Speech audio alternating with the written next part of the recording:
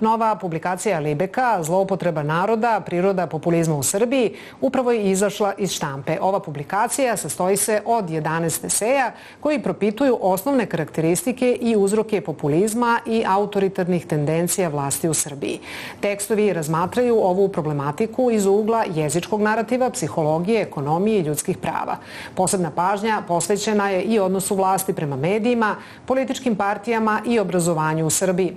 Gosti u studiju N1 su tim povodom Milan Ćirković, fizičar, istraživački saradnik Oksfordskog univerziteta i naučni savjetnik Astronomske observatorije u Beogradu, i Miloš Nikolić, predsjednik Libertarijanskog kluba, autori 2 eseja iz pomenute zbirke. Dobar dan i dobrodošli u Dan uživo. Dobar dan, hvala. Prethodnih godina često slušamo o porastu populizma, on je nekako praćen i globalnom ekonomskom krizom. Na krilima populizma imamo i smenu u vrhu vlasti Sjedinjenih Američkih Država, došao je Donald Trump na vlast. Imamo i neke populističke režime u Srbiji, odnosno Viktor Orban u Mađarskoj konkretno nekako isto na tom talasu dobio vlast u Mađarskoj. Pretilo je nekim drugim evropskim državama da slične režime dobiju. Šta je populizam? Kakva je definicija, gospodine Nikoliću, populizma? Dakle, populizam možemo da posmatramo u nekom širem smislu kao sredstvo političke ili medijske komunikacije, uglavnom tako se koristi kolokvijalno, ali u nekom užem politikološkom smislu, ajde da kažemo, populizam predstavlja određeni moralni narativ koji u sebi uključuje tenziju između naroda, dakle običnih ljudi, apstraktnog jednog kolektiva, i sa druge strane otuđenih elita, establishmenta ili različitih interesnih grupacija. Ono što je ključno u tom narativu jeste da uvijek postoji tenzija ili otvoreni sukob između naroda koji ima svoj, jel tako, homogen interes i elita koje mogu biti domaće strane, koje mogu da se pojavljuju u različitim oblicima. Ono što je također značajno jeste da ako gledamo recimo situaciju u Srbiji, populizam se ne ispoljava samo u delovanju različitih društvenih pokreta, političkih partija, nego je populizam prisutan i na vlasti. I to je ono što je bila primarna motivacija da ispitamo u ovoj prvoj od 3 publikacije kojima ćemo se baviti temom populizma. U čemu se ogleda taj politički populizam? Taj politički narativ populistički? Dakle, populistički narativ polazi od toga da je narod nosilac vrline i da postoje određeni populistički lideri koji zastupaju interese tog naroda. Sa druge strane, postoje te otuđene elite, establishment, različite interesne grupacije koje, kaže, mogu da budu domaće ili strane, koje rade protiv interesa tog naroda. Dakle, svako demokratsko društvo, da kažemo, pati do određene mere od populističkog potencijala. Neki autori kažu da je populizam zapravo autoimuna bolest demokratije ili senka demokratije, sablazn demokratije koja često može i da proguta samu demokratiju. Dakle, da biste bili populiste nije dovoljno da budete kritičar elita koje su otuđene, koje su protiv naroda. Kritika elita je i dobra i često može da bude i konstruktivna i produktivna.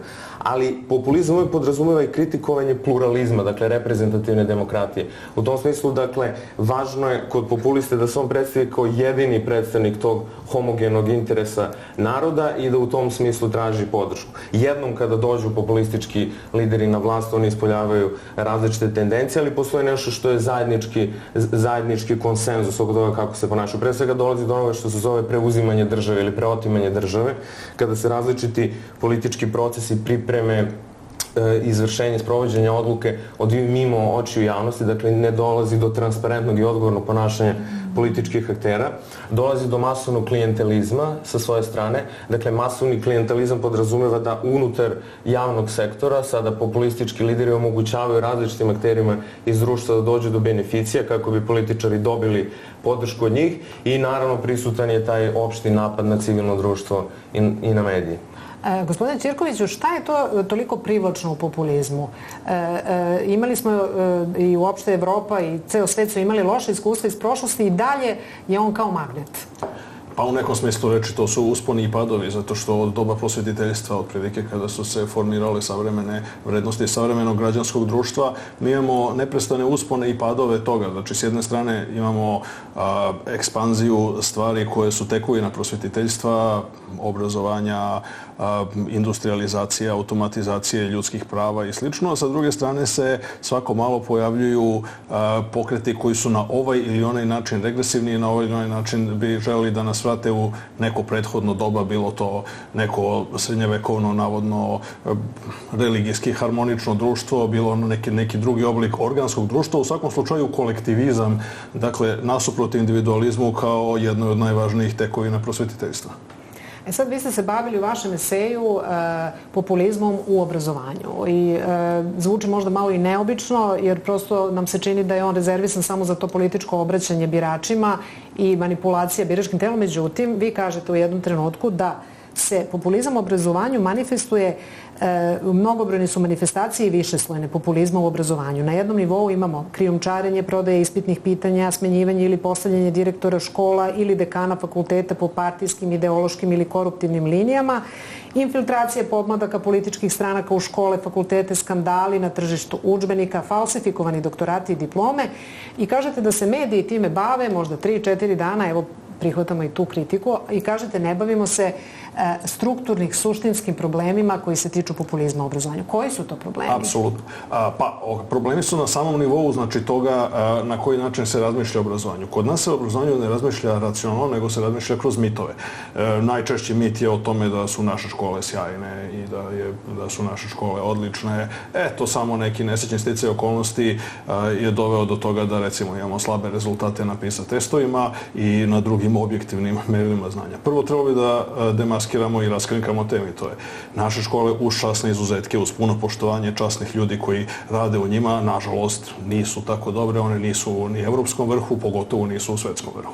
I sa tim treba da se prvo pomirimo, da bismo dijagnosticirali stanje ispravno i da bismo onda nakon toga bili u stanju da ga zaista popravimo, da ga zaista unapredimo kako to i treba da bude. Postoji neprestana ta hajka i diskusija oko toga. Imate stalne te neke meme koje su također mitovi. Obrazovanje treba bude besplatno.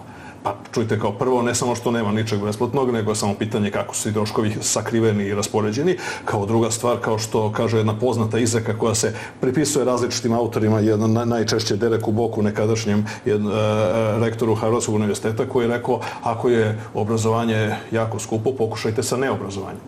Dakle, neobrazovanje je u svakom slučaju još mnogo skuplje i to se zapravo primećuje i to se primećuje u situaciji u kojoj mi imamo da nama i dalje mnogi od najobrazovanijih kadrova, najobrazovaniji mladi ljudi masovno napuštaju zemlju, što se suštinski nije promenilo u odnosu na najcrnje periode građanskog rata, raspada Jugoslavije, sankcija 90-ih godina, bombardovanja i sl. Tako da treba da razumemo da je situacija u obrazovanju jako teška, neću se da kažem tragična ili katastrofička, ali nije ni daleko od toga, i da kada jednom to konstatujemo, onda postoje uslovi da se donese dijagnoza kojim bi se pomoglo oporavku pacijenta. Niko se u istoriji nije izlečio pre nego što je shvatio da je bolestan. Sad pominjete jednu vrlo zanimljiv pojam, to je prevrednovanje neznanja. Kako se ono manifestuje? To su vam ove svakodnevne, to su vam ove, znate, peticija velikog broja intelektualaca upućena protiv Darwinove teorije evolucije, na primjer. Onda diskusija oko potpuno ispraznih pitanja, kao što je to da li da priznajemo rezultate na ispitu iz maternjeg jezika koji su, kako se to kaže pod navodnicima, suštinski tačni, a u stvari su gramatički ili pravopisno neispravni. I to na ispitu iz maternjeg jezika, dakle, ne radi se o kvantnoj fizici, nego se radi upravo o jeziku koji treba da poštujemo time što ćemo znati poznavati njegov pravopis i njegovu gramatiku. Čitav niz na kraju drugih mesta. Stalno imamo nekakve žalbe, pojavljaju se selektirani, očigledno, roditelji koji kažu, jao, deca su mnogo uče, teške su im torbe, mnogo knjiga i tako, što je također mit. Dakle, kod nas se ne uči ništa više, zapravo verovatno se uči nešto manje od evropskog prosjeka, uči se mnogo manje od zemalja kao što su, recimo, Izrael, Japan, čak i Kanada i slično. Tako da, to je jedna od stvari. Mi treba da raskrinkamo te mitove, mi treba da razumemo da ne možemo realno se snaći u trećem milenijumu i 21. veku sa oficijalnih nekih 16,6, ako se ne varam, procenata visoko kvalifikovane radne snage, dok ima zemalja u svetu kojima je taj procenat preko 50%.